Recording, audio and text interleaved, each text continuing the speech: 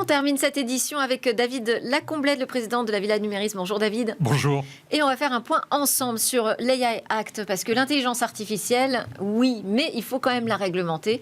L'Europe espère trouver un accord d'ici à la fin de l'année, mais où en sommes-nous exactement ? Oui, on va parler d'intelligence artificielle, on n'en parle pas tant que ça, finalement. Alors l'Europe, c'est quand même 27 États, donc c'est toujours un peu compliqué de s'accorder, il faut bien l'avouer, c'est pas une chose facile. Il faut voir qu'il y a une volonté d'accord rapide désormais sur le règlement européen en matière d'intelligence artificielle, parce que la fin d'année approche, mais surtout la fin de la Commission européenne 2024 touche à sa fin, donc autant le mettre au bilan après tout.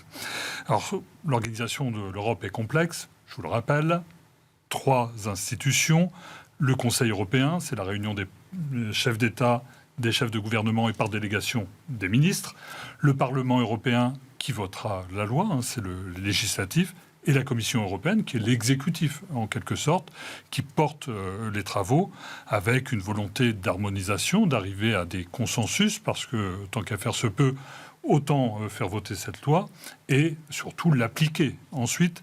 Et c'est là que les difficultés peuvent commencer. D'où des dialogues, d'ailleurs on appelle ça des trilogues entre les 3 institutions qui se déroulent à marche forcée actuellement à Bruxelles. Et en général on sait l'heure à laquelle ça commence, mais on ne sait pas exactement quand ça se termine, parce que ça peut se prolonger jusqu'au bout de la nuit.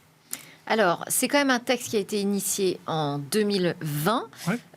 Ça a l'air de prendre quand même un peu de temps, cette histoire de règlement. Comment Alors, ça prend du temps parce qu'il y a 2 éléments qui apportent de la complexité en plus.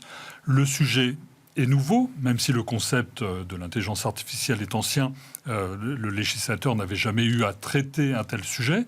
En plus, il y a quand même une volonté de l'Europe d'être parmi les premiers à sortir le drapeau sur ce sujet pour se distinguer. Et ensuite, il faut bien voir qu'on est sur une matière en constante évolution. Il y a 1 an, on ne parlait pas d'intelligence artificielle générative. Ce n'était pas dans le texte qui avait été écrit et le législateur a dû revoir la réécriture de son texte un peu au dernier moment. En mode panique. Et donc, on voit bien la difficulté à œuvrer sur quelque chose qui est en mouvement.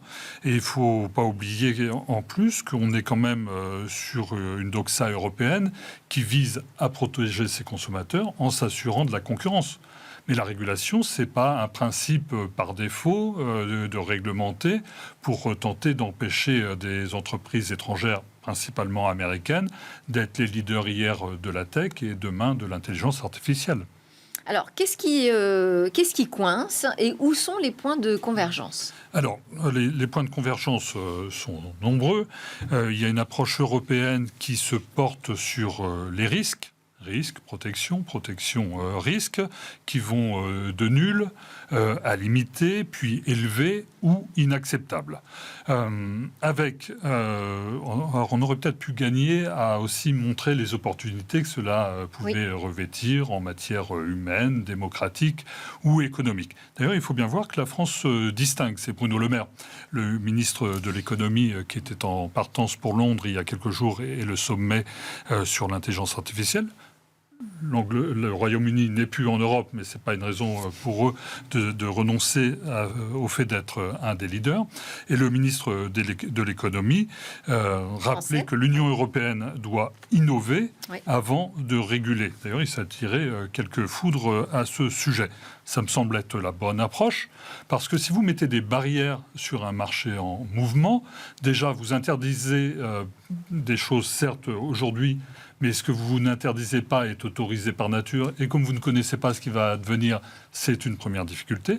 Et la deuxième difficulté, si vous mettez un enclos, ceux qui sont déjà à l'intérieur vont prospérer, et vous allez empêcher de faire naître des start-up, des jeunes pousses, et celles-ci sont européennes.